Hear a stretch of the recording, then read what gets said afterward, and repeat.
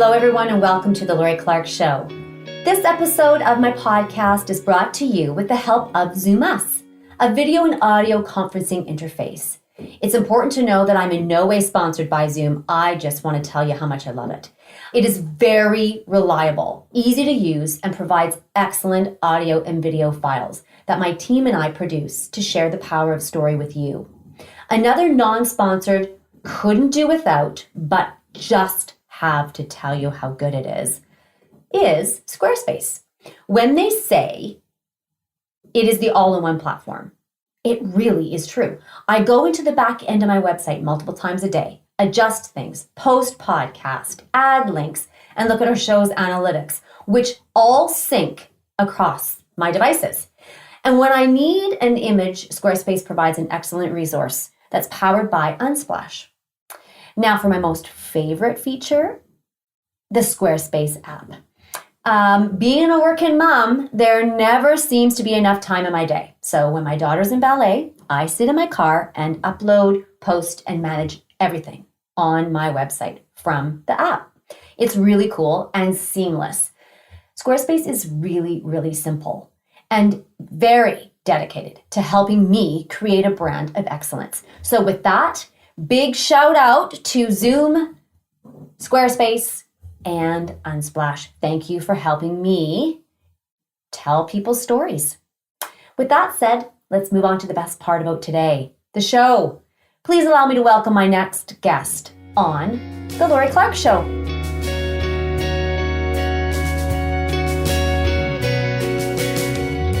This is Timothy Forner.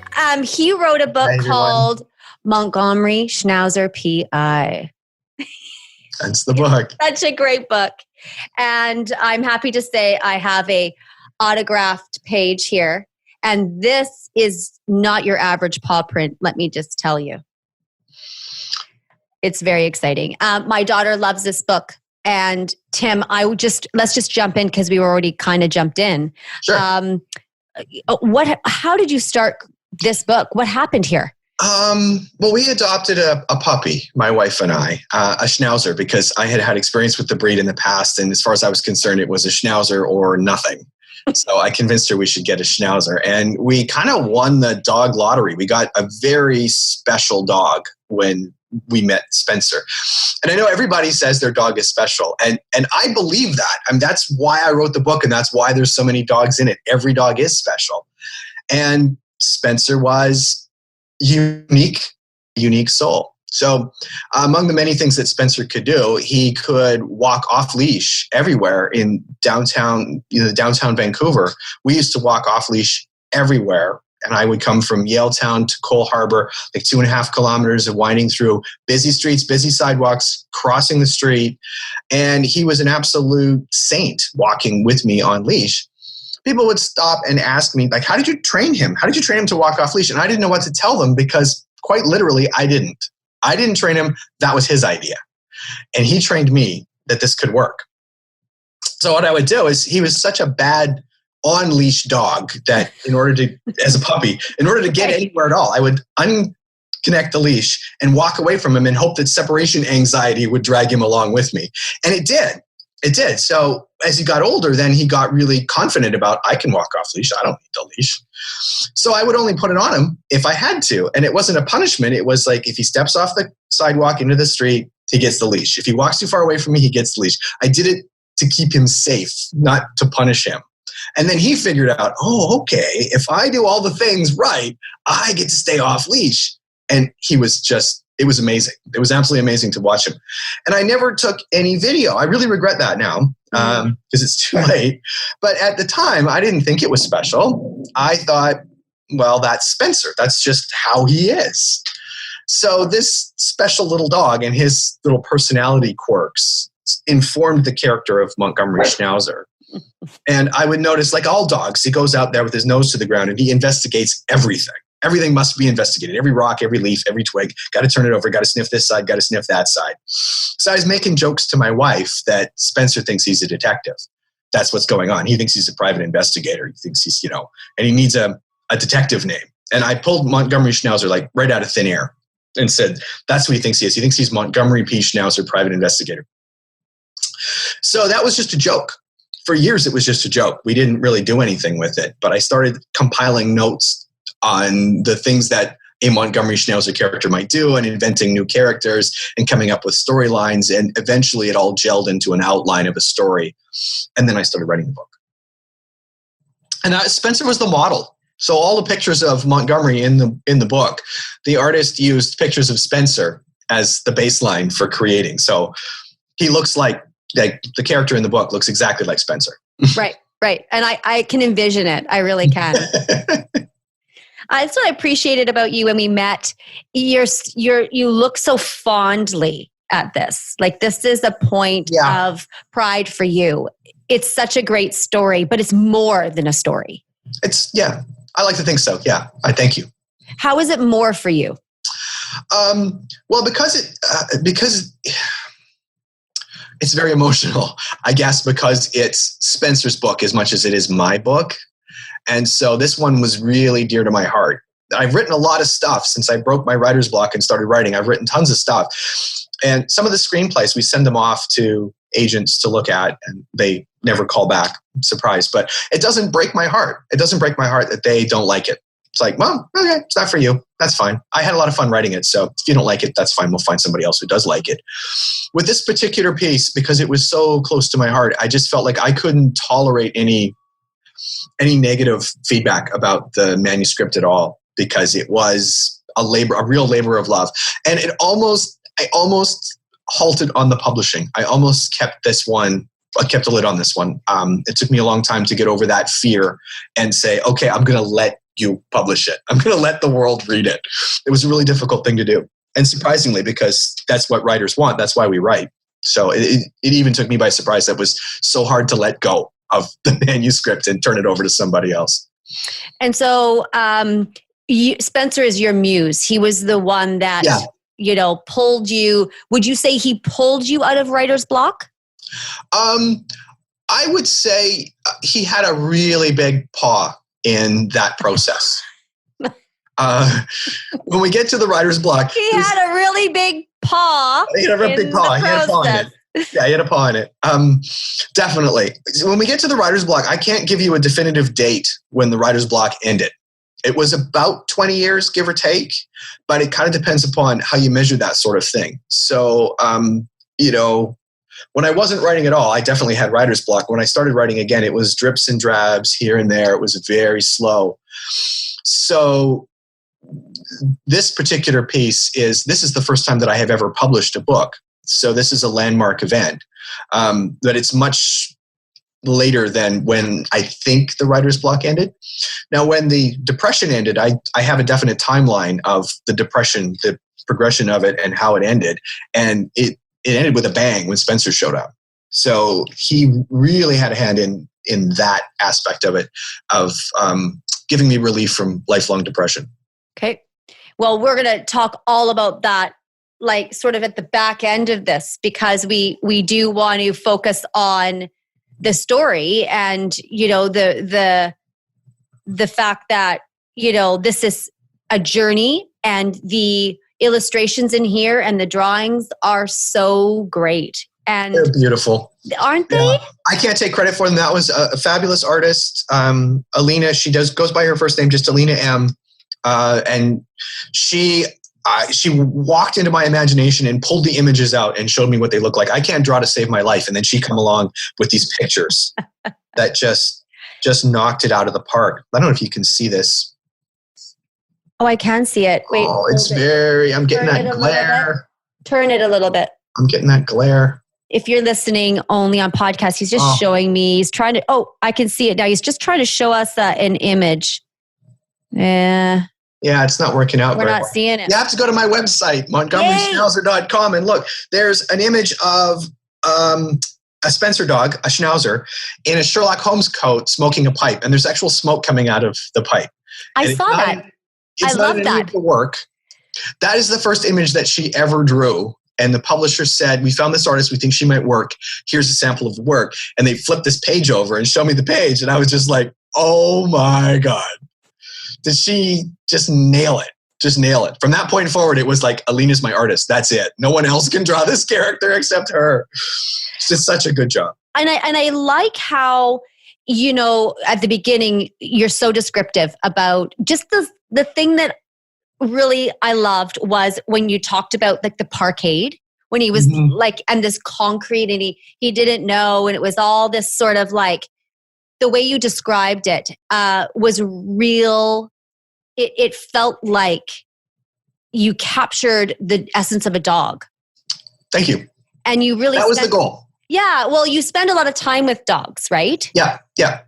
I spent a lot of time on the early drafts with the voice, right? Because as writers, we have to choose third-party omniscient. Are we going to tell the whole story as if we're looking at it from the bird's eye view? Are we going to focus in on one character? Are we going to tell it first person? He's going to say, I did this and I did that.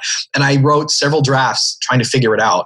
So I finally settled on it would be an omniscient view that I'm looking at, but it would be primarily focused on Monty. So very rarely do we focus on other characters. We occasionally come out and show what's going on with Sarah. When you say omniscient view, can you just, if someone that doesn't know what that means? Okay. Well, this is, you would say he said this and she did that. And it would be like you're a disembodied observer watching the action as it takes place. Most of us watch TV in the third party omniscient. We're watching and we're seeing everything that goes on because we're not there for real, but we're behind every character, looking at every scene and watching it from a third party outsider view looking in. Yeah. Because I wanted him to be, the inspiration for the story, aside from being Spencer, was the old school hard-boiled fiction. Raymond Chandler, Dashiell Hammett, the Maltese Falcon is referenced because Monty thinks of himself as a Sam Spade character.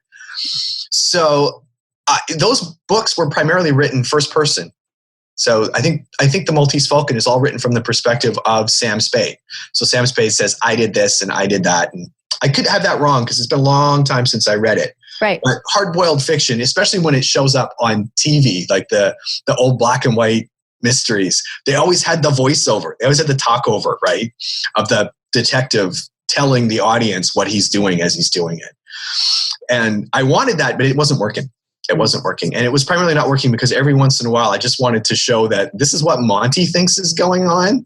And this is what Sarah's observing. I really wanted to show that dichotomy of he thinks he's investigating a crime and she thinks she's got a bad dog. That's right. the primary conflict. And I loved that because it was really evident when, so spoiler alert, like if you haven't read the book, then we're going to probably be spoiling some things. But when they were taken to one of my favorite parts was when they were taken to the police station. Yeah. And they were put and he meets the like I laughed so hard. Little Houdini. Steve. Yeah, Steve the Chihuahua. Yeah. That made me laugh.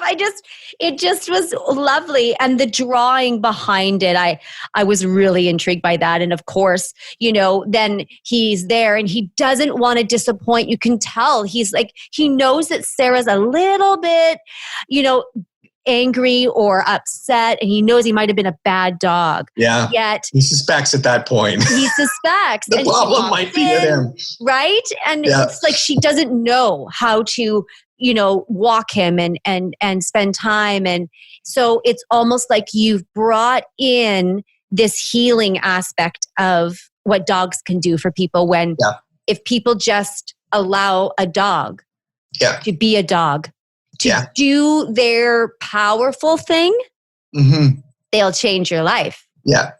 That's the subtext. And I'm glad that you picked up on it because the primary story is it's a dog who thinks he's a detective who gets involved in a crime. And this is what kids react to. This is what kids like. But the subtext of the story is it's a lonely, broken-hearted woman who's having trouble putting her life back together. And this dog comes along and without really trying, he helps her. So maybe that's another reason why it's close to my heart because it was a very familiar story in my family. Well, and a lot of families, if you see a dog as a pain, then they only know how to reinforce being a pain. Yeah. If you see the dog as the companion and the partner and an equal, and as a being, and I was almost going to say someone, because I look at Nymeria, she's 85 pounds. She's this glorious, beautiful being. It's like it feels like she talks to us all the time in the way she interacts. And, if someone in our family, I've got 4 kids, so you can imagine how busy my life is. When someone is struggling, she just is there, like, bumping into them, but not purposely, moving into them and saying, I'm here. I'm going to help you relieve this pain or your tears or your sadness or whatever. There's such power in the presence of an animal, even a cat in your life. And so this really brought that to me, where I realized that, that's really true. And then it hit a pain point for me, because I lost my little Samwise Gamgee. He was a little Norfolk Terrier, and he's been gone for now a year and a little bit. Oh. And he was my kid's dog. He wasn't. He never came across as my dog. He never wanted me. He never wanted to be around me. And I interacted with him in that way. I was like, oh, Sam, you're such a pain. You bark all the time. Da, da, da, da. Yeah. And I didn't realize the value of who he was in my life. And I think I've lived my life with no regrets. And this story, I have a regret. And the regret is that I don't believe that I gave him the respect that he was due. My kids did, but he was the kids' dog, and that was his circle, and it was his job to take care of them. And when he died, it was like the biggest hole in our family. We were like, wait a minute, this dog was 14 pounds, and the presence, you'd think that he was like, this, like he could encompass the whole house in his stance. That's terriers for you, though. They're so big, they make those 14 pounds count, don't they? They sure do. And when you captured that, I thought to myself, this is a piece of you and your story in here, where Montgomery took someone who was sad, and maybe not lonely, but sad, and not in that place at that time in their life, and changed who you were. So cool. The power of friendship, the power of family, right? And that's what dogs intimately know, is they know family. So I always think of the dog as the family glue. You put the dog in there, and the dog's responsibility is like bind the family together and make everybody happy. And they do a really good job of that if you let them. Absolutely. Absolutely. When do you want to share about Rosie? Anytime, I guess, if you brought it up. She's, because we lost Spencer in March. We should talk about that. Let's talk about that first. Yeah. That was, I don't even know if I can talk about it. Jesus. It was such a heartbreak, because he was such a big part of our lives. And it was, to me, it was the final lesson that Spencer taught me about love and about family, is that, I've lost my mother, and that was extremely hard. And I lost Spencer, and it felt like it was probably just as hard. And maybe some of your listeners are going to rankle at that and say, how could that be? And, so what I figured out was, well, love is love, right? Mom was an extremely important person, but I could go for days, because I lived in a different city. I could go for days and pretend that Mom was still alive. And because I only talked to her on the phone, saw her every other weekend, that kind of thing. So there was a separation there, even though she was very important. And then the dog is there 24/7. He's always in my life. I brought him to work with me every day. So there wasn't a day that went by that Spencer and I weren't together. And then to have that just abruptly end, was devastating. It still is. I know. But the lesson there is that, love is love. And if something is important to you, it doesn't really matter what that thing is. You're going to grieve it when it's gone. And it really is grieving is about the people that are left behind.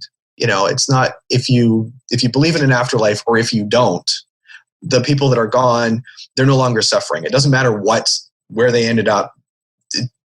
They're no longer concerned with the things that we mortals are concerned with. So it's about who's left behind is the grieving process and how to pick yourself up and move on after that. So for my part in it, I'm just really thankful that Spencer chose to spend 16 years with us and teach me the lessons he taught me and give me this book. A little fact, he didn't live to see the publication of the book. And he's a dog that may not have been important to him. I don't know. But right there. the very first printed proof that I got showed up, and it had the stamp on the back of it, the date stamp on the back of it was the same day that Spencer died. It showed up a few days later. Not planned. That just happened. The proofs, they happen when they happen. It's not like Amazon. Once the book is there, you order it and you get it 2 days later. That you can't plan the proofs. They get to it when they get to it. And so here it was, and I turned it over, and there was the date that he died. Also happened to be my birthday. So it was like a really powerful, meaningful day. So I still have that proof on my bookshelf with my little stack of treasures. Can we talk a little bit more about the illustrations? Because, I'm stuck on that a little bit. But sure. You really did capture, because Spencer took you through Yaletown. He took you through Vancouver. He was assisting you for all those years. And so this was his city. This was his city. Yeah, he was a city dog. And this book is it starts out like in Yaletown, really. Yeah. Yeah. I never actually say it. I mean, for two reasons. One is I want the reader to imagine whatever they happen to be in. It doesn't matter. It doesn't matter. You ask the author about his process, you're going to get the story about the process, right? Right. But I did want the reader to be able to just picture any city. But more importantly, he's a dog. He doesn't know the name of the city that he's in. And he's never going to know the name of the city he's in. It's just not important to the dog. So it never comes up. Never, except in my mind. Well, there's lots of Easter eggs for the Yaletown people. There's lots of Easter eggs in there that, and I've had neighbors tell me after they read it, it's like, is that our neighborhood? Because it sure seemed like it was our neighborhood. Yeah. Well, and we were talking when I met you, and I met you in Yaletown, and we were sitting at the coffee shop, and I was noticing some little Easter eggs, some little treasures. And I talked to Saley, my youngest daughter, about it. And I said, it's really cool where we went. And I reminded her where we had been. And I said, right in those spots was actually, where this book became. And I love how you bring in these little characters into the book. I love it. I love how the cat comes in. That really, the ninja cat was... Fritz the ninja cat, yeah. I loved it. What makes you think, were dogs that you knew in the neighborhood, were they the muse for this group? No. That's a question I've noticed a lot of people ask fiction writers. It's like, did you base this character on a real person? And we often don't. Okay. And that's not to say there aren't elements of real characters in there. Licky and Sticky came out of an experience that I had when I was looking for an apartment. Like before I even met my wife, before Spencer was even an idea, and I needed a place to live. So I went to look at this apartment, and the landlord had 2 pugs. And when I got in, I like dogs. So I went down to pet the pugs. But the pugs, being pugs, they climbed all over me and they licked me everywhere. And so I came out. Oh, I did lie, actually, because I had been dating my wife at the time. So she asked me how it went, the apartment shopping. And I said, well, I got attacked by 2 pugs and I ended up licked and sticked or something like that. So I dubbed them Licky and Sticky. But I don't really know who the dogs were. Just they licked me all over and left me sticky. Oh, of course. So that was the closest thing to real world. But I wanted, because we're creating a fictional world, I wanted fictional characters. So the way I see it is I don't write about real people because it's not a story about real people. If I wrote about real people, that would be a biography. And, I'd love to write a biography, but this isn't a biography. So what I tried to do was bring elements of the dog park experience. So if you go to any dog park in this city, you're going to meet lots of interesting characters, the people and the dogs. The people sometimes are really interesting. So it was an effort on my part to just populate the book with lots of interesting characters so that it would feel like a real dog park. Page 132, you talk about this moment. Sarah was annoyed, and you said, the other humans pulled their dogs away. Sarah reached in and lifted Monty up into her arms. Some of the dogs barked and lunged at Monty. She turned her back to them. Out of the corner of her eye, she could have sworn one of the pug twins winked. She looked over her shoulder. Both pugs sat, looking up at her. They seemed to be smiling, although she doubted such a thing was possible for a dog. And Sally was like, could it be true? Like, does she know the dogs can speak? Right? And I love that because someone might gloss over that. That might not even be, a point of conversation. But for me, because of the connection I have to my animals, both my cat and my dog, and to Samwise Gamgee, I know that there is a language, and they're looking at you, and there is a lot of conversation coming out of them at that point. And it's really cool how Sarah slowly moves into love. Yeah. Yeah. I love it. Oh, that's great. I love it. I'm just looking at this, like this page here. Yeah, it's a really important scene, that particular scene. It is. It is, because it looks like, she was crying and he was coming to her for giving her comfort. And that's something that I think we can move into now, this conversation about, now that we know that, sweet Spencer is gone. Yeah. And it's not been very long, so it's still really fresh. But as beautiful of this story is, you have now gotten a little pumpkin. Yeah, Rosie. And I thought that her being given to you is such a healing part of your journey. And it almost like inspires the next level of you moving forward. Yeah. Yeah. We always knew we were going to get another dog because I just feel like a house without a dog isn't a home. It's not complete until you have a dog. So I wanted another dog.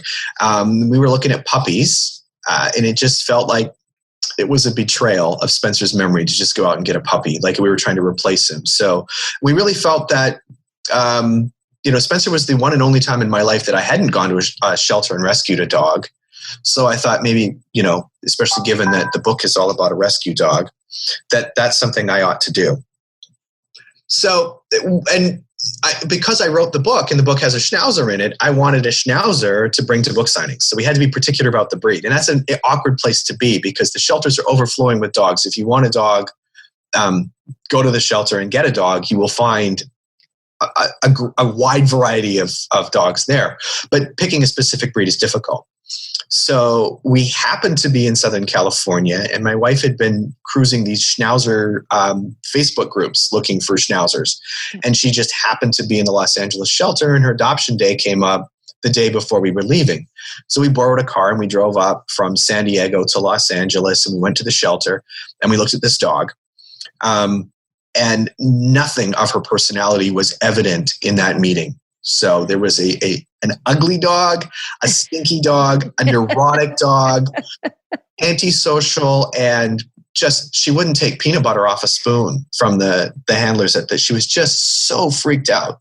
So it was a leap into faith of just the dog needs a home. We're going to rescue this dog.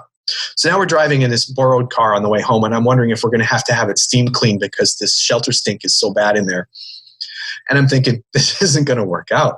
We're going to have to adopt another dog because there's no way this dog is going to dog shelters. Because the past of her experience was so evident. I mean, they come with problems usually, shelter dogs. Well, not usually. Quite frequently they're just, and it was the case with Rosie, just good dogs in unfortunate situations. And so that's something to be aware of. If you're looking for a dog and you're going to the shelter, that dog that you meet, that's not indicative of what that personality is going to be like.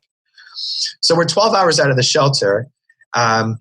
Well, not quite, but by the time we stop at Petco and get supplies for the dog, and then we have to stop and eat, and then we come back and we get to San Diego after fighting traffic. So my wife picks her up, carries her into the shower, and showers her off.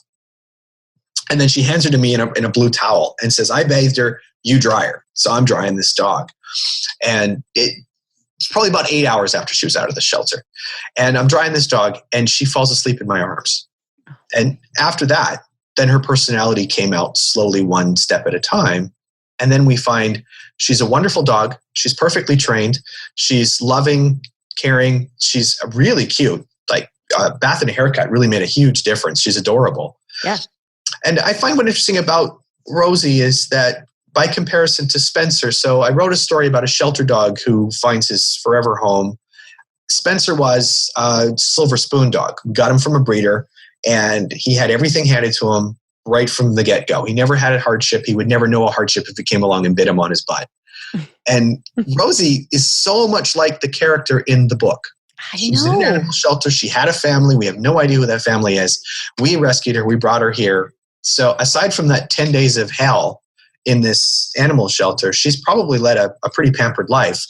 We took her to the groomer. The groomer said, oh, this dog has been groomed before. She's an old hat at this. She was just perfectly fine. And that was a surprise to me because I was thinking shelter dog equals problem dog. But no, she was a homeless dog. She had a home for 7 years, and then she was homeless. Poor thing. So her journey really mirrors Monty's journey. And that was interesting because it's a case of life imitating art, right? Yes.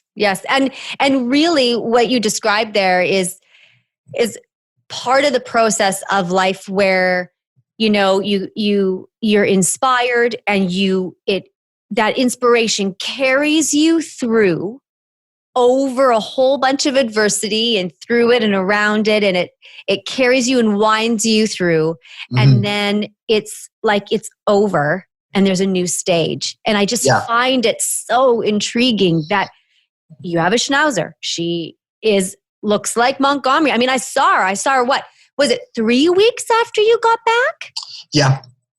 She hadn't had her hair cut yet, I don't think. No, she was scraggly and cute, but she didn't stink. She smelled like a rose. Oh, no, was she? And we've been bathing her frequently because she had all those patches of hair that were missing. I left that out of the story. That's from trauma, right? From trauma, yeah. And you say, and that was what was interesting to me is like, because I know Rosie, I've met her. She's, quickly smelled my hand and then said, I don't even want to talk to you. I'm just going to sit on Tim's lap. But when you talk about, the fear and in the police station and, just like describing it, that it must elicit all kinds of responses from dogs. And yet you have loved her, and so many other people have loved dogs and cats from into their family again, right? Mm-hmm. And giving them that positive experience and allowed them the space to be their next dimension self. Like they're not in this world. They're just not, right? Like they gotta be like connected to, I don't know, but they're not, I don't know. Yeah. Right? Yeah. I think because they don't, the dogs don't worry as the way people do. We disconnect ourselves from whatever life force has brought us here. And, we're busy going to work and building whatever we're building and putting our money in the stock market and watching it do whatever it does. And we get really wrapped up in material things and we just sort of forget the simple things of life. And the dog never forgot that. Mindfulness is something that dogs master. They're in the moment all the time. Well, and this book is in the moment all the time. Tried. So thank you. It's just so great. I mean, like your website is absolutely stunning. I cannot believe it. Like, it's just lovely. It's the website's. I've got a web designer that helped me with that, and of course, we used Alina's beautiful art to decorate it. Yeah. And I'm looking forward to, one of the things I'm really looking forward to when it comes to Create Book 2 is I'm really looking forward to working with Alina again, because she's the little good. details that she pulled out. There's a seawall scene, and I described it to her, but I didn't describe the little individual rocks, the way that the rock bricks look like little castle crenellations along the seawall. Yep. I didn't describe that to her at all. And, when she turned back the art, it was like, wow, that's Yaletown. That's what my neighborhood looks like. Now, you say in your, when it's on your about page, you talk about that it started with you making stories up about your dog to entertain your wife. Yep, that was the genesis of it all.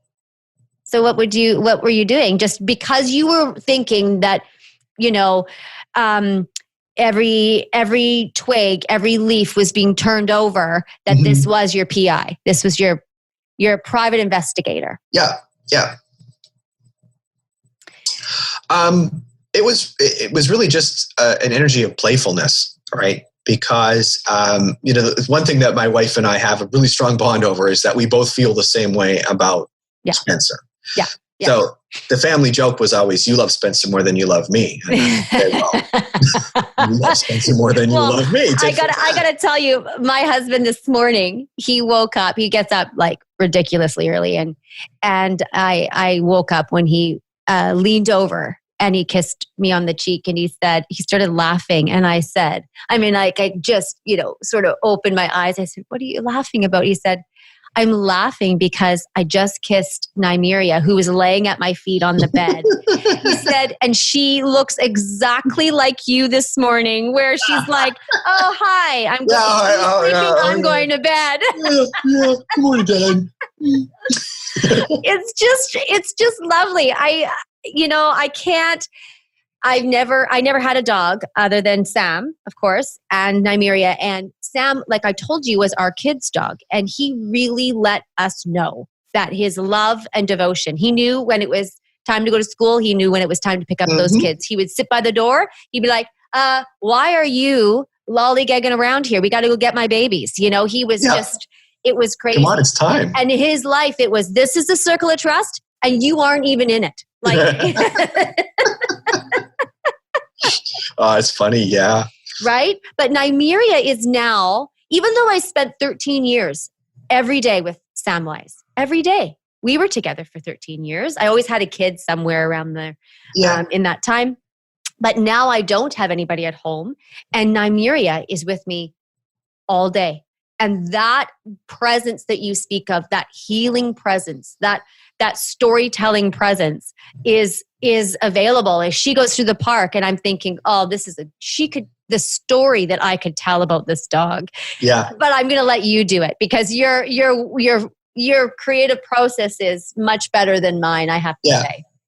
I like to hear those stories though. When people want to tell me about their dog, I like to meet dogs. I like to hear their story. I like to know what's going on with other people's dogs because it's something that binds humanity together. So many of us, we have pets and we love our pets. So there's always a commonality there and something I can learn from somebody else's pet story.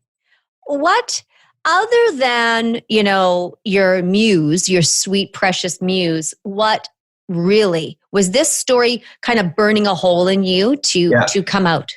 Yeah, I think it was. Yeah. And a lot of the stories do that. For me as a writer, it's a chance for me to exercise my demons because these characters are bouncing around in my head.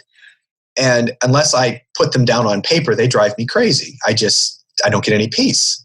So I did have a burning need to write the story down. I did come out of when I actually had the book in my hands, it was almost like waking up from a dream because it was so long, so much had happened, and I was in my own imagination for so long that to actually see it physically here, it felt like it it's something that happened to me as opposed to something that I did.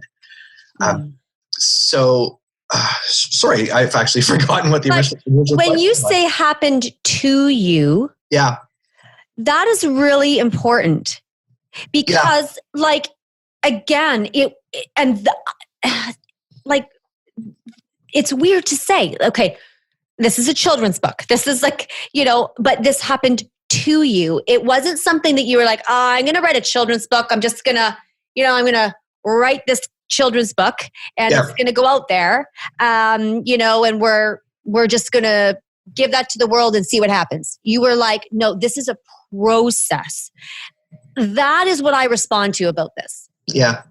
I don't think anybody who's created really good art, and I don't want to add my judgment on this. I'm not trumpeting my own horn here saying this is good art. I really appreciate all the feedback I get about the art, but for artists, it's something that you're inspired to create. So, when Twilight was a big sensation, all of a sudden there's vampire books everywhere. I could have said, I want to make money as a writer, so I'm going to write a vampire book. And I could have gone to work writing on my vampire book, and it would have sucked. It would have been terrible. I didn't have any good vampire ideas. So why am I forcing it? And this is what caused my writer's block in the first place, was trying to force something to happen instead of allowing it to happen. Oh. So I allowed it to happen. I opened myself up and I let my subconscious just drift. I created a persona that I now call the dreamer. The dreamer is the person who is allowed to just look out the window and do nothing. That is part of the job description. And when I do that, ideas come. When artists do that, the ideas just come. And our role really isn't so much to force them, but to accept them, write them down, and then do something with them. And so this story came out. The inspiration was divine. That's how I look at it. It's something that came to me as a gift. And so I was simply passing that gift along as part of this creation process. And I put a lot of my own heart and soul into it.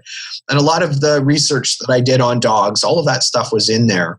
But I was inspired to write it, which is why I wrote it, as opposed to, this is going to be big, let me do this. I don't even think that's possible. I know that Disney makes entertainment for money. Marvel makes entertainment for money. A lot of Warner Brothers, they all do it for money, and they're really good at it. But they are all drawing on the art that people have created even generations ago. Like Disney's made a lot of money on fairy tales written down by people 400 years ago. That's not an accident. If they just try to create something, sheer force of will, I don't think somebody who's a really good numbers person is going to create a great book. And there's probably out there an accountant right now working on a fantastic accountant mystery story. So I don't want to disparage those people, but I'm saying that they're still doing it with a different energy than the energy that does actuarial tables. It's a different energy. The actuarial tables are done by what I call my mechanic. So I have the dreamer, he comes up with the ideas. The mechanic is the one who creates the ideas. Nobody can sell art unless it was good art to begin with, and good art is inspired at your soul, not up here, but in your heart. So now we have to talk about this. Okay, I'm open. Well, because in our meeting, the thing that you said to me as it was you remember it was pouring rain and we were sitting outside? Yeah, it was a very typical Vancouver afternoon. I remember that.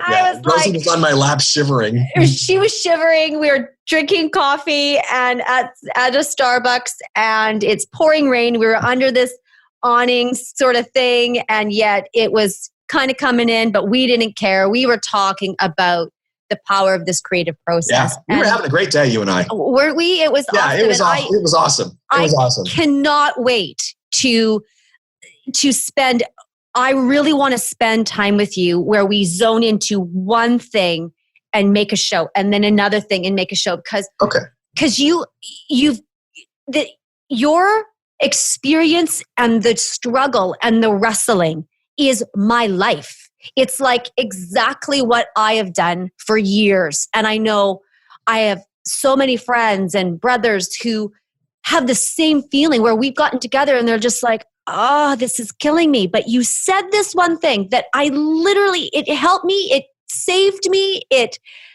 I don't know, you said to me, along with this mechanic and dreamer, you said, well, I had to learn to take off the creativity cap and put it over here for a minute and put on the mechanic or the administrator or the business guy. Because when you are that creator and that have that creative focus, a lot of the time, it's just, if you open that door, it's just full on. It almost is like a fire hose. It just doesn't stop. And that's like every day I'm sitting and I'm like, oh, come on, just be quiet for 1 second so I can just focus on writing my talking points about our show that we're doing. But there's all this creative stuff that's going around when you can open the door and are liberated and do what you said, which is be driven by inspiration and not by striving or, just going, what wants to come out of me? Yeah. That's where the joy is. And that was hard one for me. I had the problem of I could not make the ideas come. When I was a young man and really wanted to be a writer before I gave it all up, I was struggling with coming up with meaningful ideas. Everything that I had come up with, it just seemed to hit the reader like a thud. It was just lifeless, boring, uninteresting. So I had to, what I discovered about the process was I didn't have to learn to make the ideas come. I had to unlearn the bad habits that were blocking them from coming. And once I had removed those mechanisms that were in place to block my subconscious, that's when they started to come. And then once you open that floodgate, it's really just, how inspired do you want to be? Just let it rip. Okay, so you had writer's block for 20 years. Yep, give or take 20 years, yep. And, there was a level of, depression or what you described as depression. And oh, yeah, no, the depression was, it wasn't just a subtext on that. The depression got to the state where it was debilitating. So one morning I woke up and it took me 4 hours to get dressed. And it was a weekend day. So I took the Monday off and I went to see the doctor and I said, what the heck is going on? Yeah. And he said, oh, you're depressed. Right. And, I didn't believe it because I had that same image that I think a lot of people had of depression at the time. I'm not sad. I don't feel like crying. It was completely, for me, this was a left field thing. And then I learned that no, it wasn't a left field thing. It's actually something that I had struggled with in the past and dismissed it. And it was something that was under the surface and eventually it was going to torpedo me. And it did. And then, so that was your first sort of moment of adversity. And then you move into losing your mother. Yeah. Yeah. It precipitated, actually. My mother had died about a year and a half earlier from when I crashed. So when I'm describing there, that incident, that one Saturday morning, that was my rock bottom. That was as low as it got. And then you got a dog. Yeah. Yeah. Got a dog. I had tried a bunch of different things about the depression. As I was sliding into the depression and not realizing it, I was doing things like, I'm not going to work the crazy hours anymore. I'm going to back that off and have some me time. I bought the condo, which was a step forward, for young people moving into that. Sure. You need a home. So that was something I had checked off my list. Got a home. Good. Don't need to worry about that anymore. None of these things worked. And I took antidepressants. That was the eye-opener for me was the antidepressants really worked and they made me feel better. And then it was like, oh, is this what everybody feels like all the time? That's incredible. Wow. How did I miss this? I've never felt this good. And the trouble is they wear off. Your body gets used to them and they wear off. And if you don't treat the underlying cause that created the depression in the first place, all the antidepressants are is a Band-Aid that you're putting over. It's like the painkillers. If you've broken a bone and they give you painkillers, it's not going to heal the bone properly. That's work you need to do. So predictably, the antidepressants stopped working, and medical science said, well, just up the dose. And that was a no moment for me. It's like, no, this doesn't sound right. I need to get to the cause of this. Fortunately, the antidepressants helped me get my life in order and put myself in a situation where now I was in a relationship and we were going to adopt a dog. And we got this little puppy. First time ever getting a puppy from a breeder, because I had to have a Schnauzer, because that was my thing. I had to have a Schnauzer. And Schnauzers are hypoallergenic, which meant the dog could be in our apartment and it wasn't going to cause my wife or I to have any allergic reactions. So it had to be one of these hypoallergenic breeds. So we brought this little Schnauzer home. And the experience of just raising and training a puppy was so eye-opening. For me, I was at the dog park every afternoon, walking these beautiful streets in this beautiful city, and I'm taking it in what felt like for the first time. I'd lived here for 8 years or so, no more than that, and before we got the dog.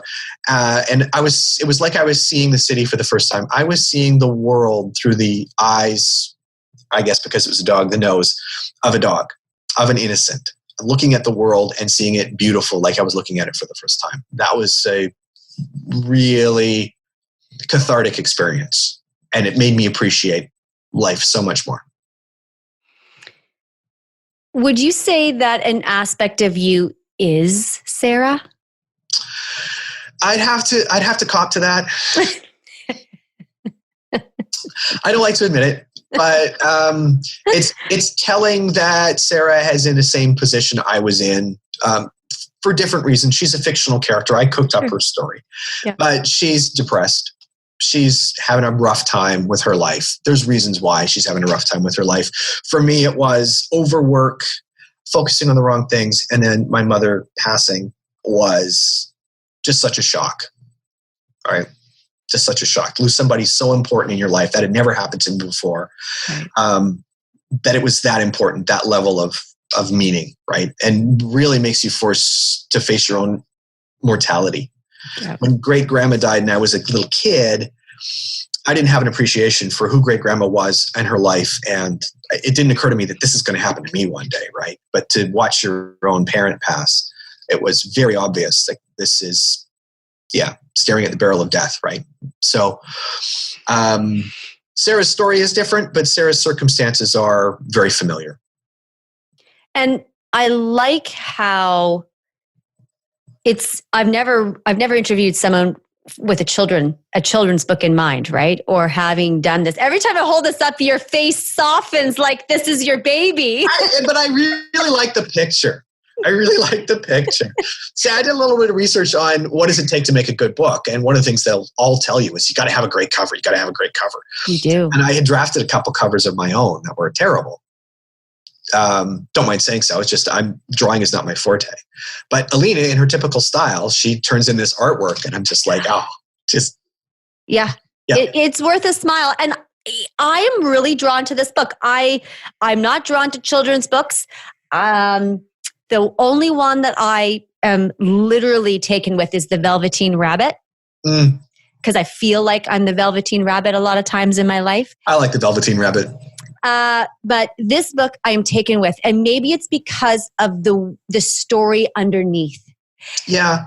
And it really gives the perspective of real, and this is why we gelled, right? Because I said to you, every story matters for me.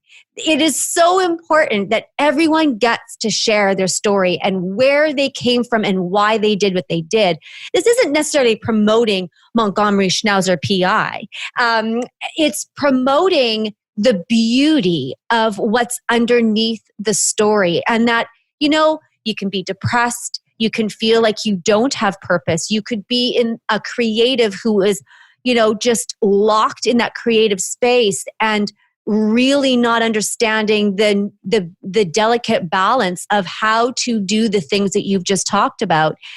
This is actually comes out here in this beautiful children's story about a a dog who is solving a crime, and who wins the love of a woman, his friend now, because he lost his master. Yeah, he did.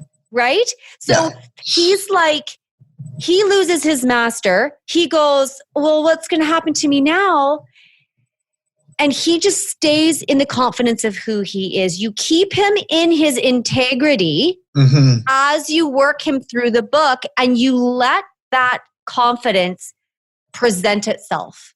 And she just, you can watch like the hard edges just kind of fall off as you take us through these moments in this book. Yeah. Yeah. I make a distinction in literature that I think I wish the publishing industry would do it too, because I view this book as not a children's book, but as an all ages book. Well, I'm enjoying it. I thank you. That's great. It's a compliment, because it's supposed to be, this was my intent. It was supposed to be a book that parents would enjoy reading to their kids. Yeah. When I was a little kid, we would go to the library and we would bring back books that we thought Dad would like, because if Dad liked the book, he would read it to us. So we were seeking out things that Dad would like. And that energy came forward in this book because I wanted to create a book that parents would enjoy reading to their kids, and it wouldn't be a chore. It would be fun to do. And to tell that, I had to tell an adult story as well as telling a kid's story.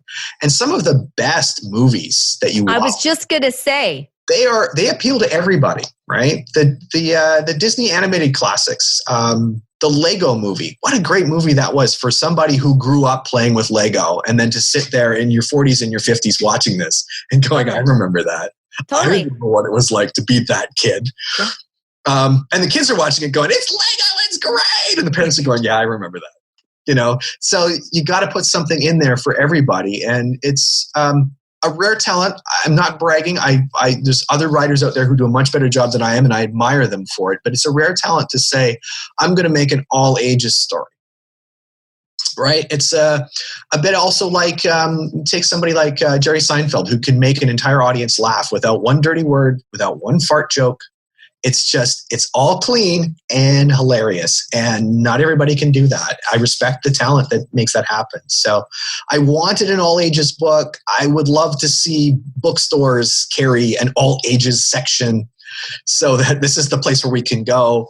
I guess kids really like Paw Patrol. You think I would be into it, but there's nothing in there for an adult. Nothing at all. Paw Patrol, there's nothing there. Just nothing my nephew there. Looking at it just like this. He loves Paw Patrol. Yeah, it's cute. It's really cute. They got that. They nailed that. It's really cute. But yeah. But so, when an adult tells me that they love the story, that's a high compliment, because that meant I hit the note that I wanted to hit. And kids too. I love it when kids love the book, obviously. But it wasn't supposed to be just a kid's book. So it's good news to me to hear that adults like it too. It's because I can see it. Right? Like I see Sarah in my mind's eye as she turns, and the licky and sticky, like she sees the wink, you know, and I can see it happen. And I go to the dog park. I go to the park every day. You know, we've got our dogs that they come flying around, and Nymeria plays, and it's quite joyful, but you just see it, how you describe it here is really how it happens in life. Mm-hmm. And I so appreciate it. You know, the creative process is so interesting. It is another fully loaded conversation that I'd really like to have with you. Yep. I'd love it too. And I think that that's the next step for us. We've touched on a few things here, but if we started talking about the creative process, we'd be going for another hour and a half. Like, right? Yeah. So let's do that and get together and really dive into that, because I haven't encountered someone like you, Tim, where you are saying the things that I have felt, that I have struggled with, the pain of not being able to create. And that feeling that happens. It's rough, isn't it? It's rough. Yeah. I was probably around 40 when it really hit me. I think it may have been earlier. I think it was more like I'm looking down the barrel at 40 and I'm going, I'm going to be 40 years old. And I never did this one thing that I really wanted to do. And I let other things get in my way. I never, at 40 and I never created my art. That's sad. That's sad. So well, at 40, I started dibbling in this whole thing, the podcast. Yeah. Well, you're doing a great job. Love the show. Well, thank you. And for me, this is what this is about. There's a story in everything. And I had to learn, like you did, where, you learn to trust yourself. Yep. You learn to bet on you. Yep. And like you, I don't care where this goes. This is an all ages show. It doesn't matter to me to make money. That's not even, it's not part of my life. I don't care. What I care about is the message. And, today after this show, I'm walking into another show that is on juvenile diabetes, type 1 diabetes. That's a show that I think, and stories, but I look at it and her son is 5 and I think to myself, there's like possibility is so important. And this has a level of levity about it that can connect to people at all ages in all aspects of life. It's just got this little thing to it. And I wonder, well, actually, I don't wonder.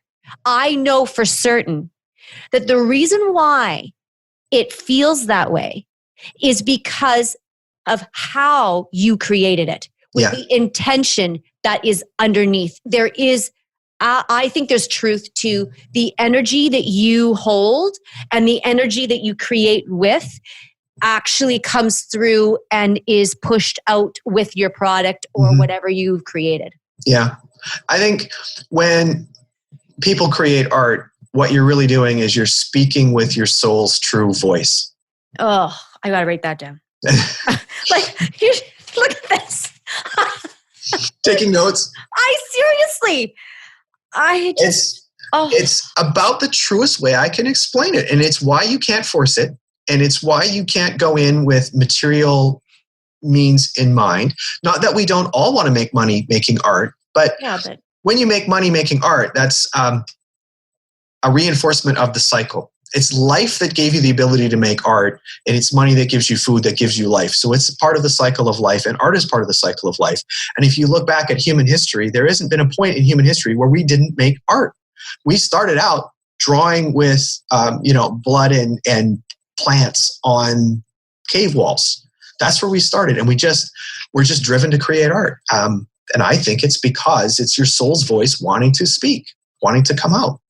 And it's difficult to force because then you're denying that energy, that part of you, the id, the innermost core of your being. You're denying that.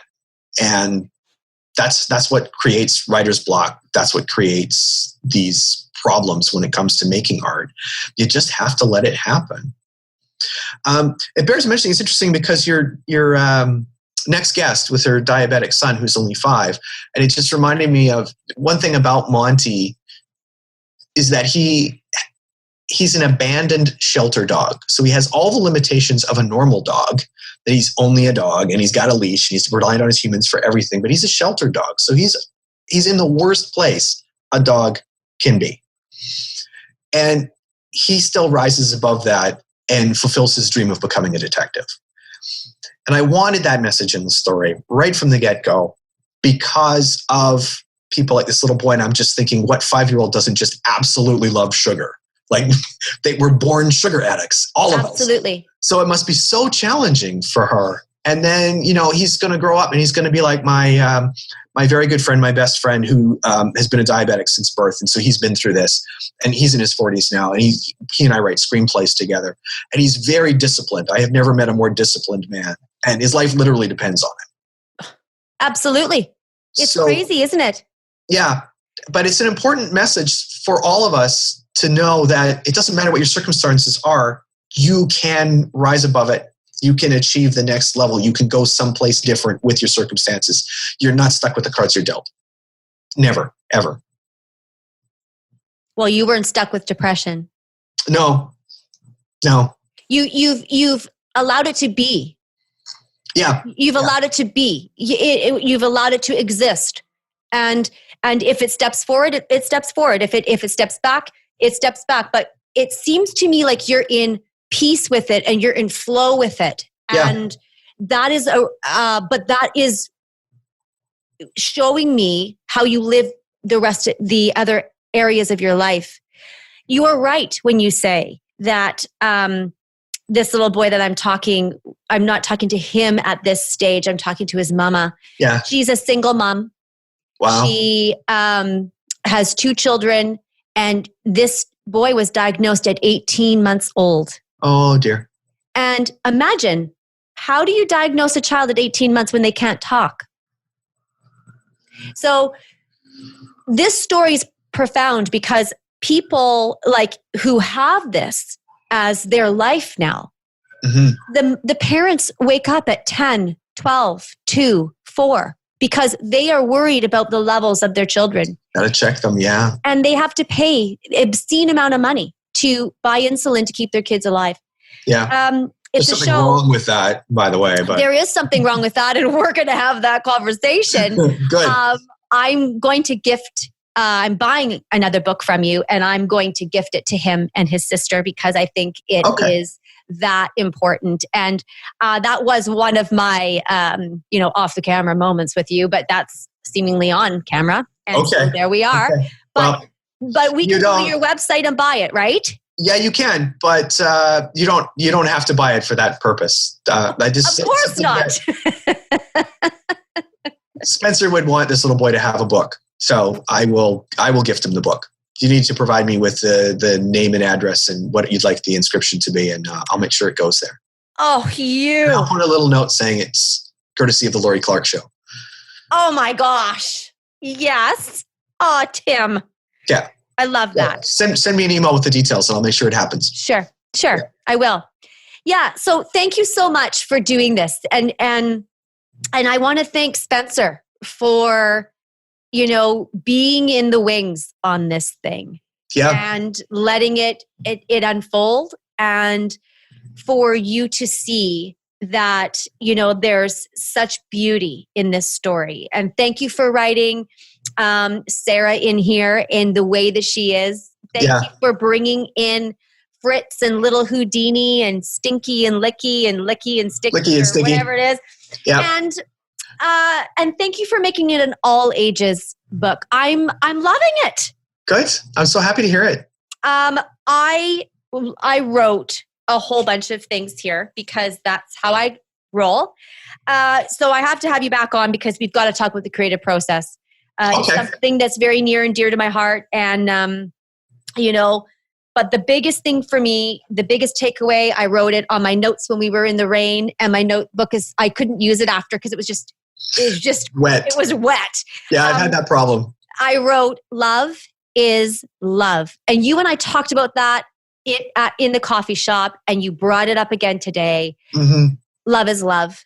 And that is the gift that pets can give to us. It's the gift that writing can give to us. It is the gift of honoring your soul's voice that can give back. So thank you for offering all of these things to us. You're most welcome. A pleasure. I just love it. It's been a pleasure to be on the show, Laurie. I'm tickled pink about the whole thing. Well, let's have coffee. Okay. Yeah, I'm game. Love it.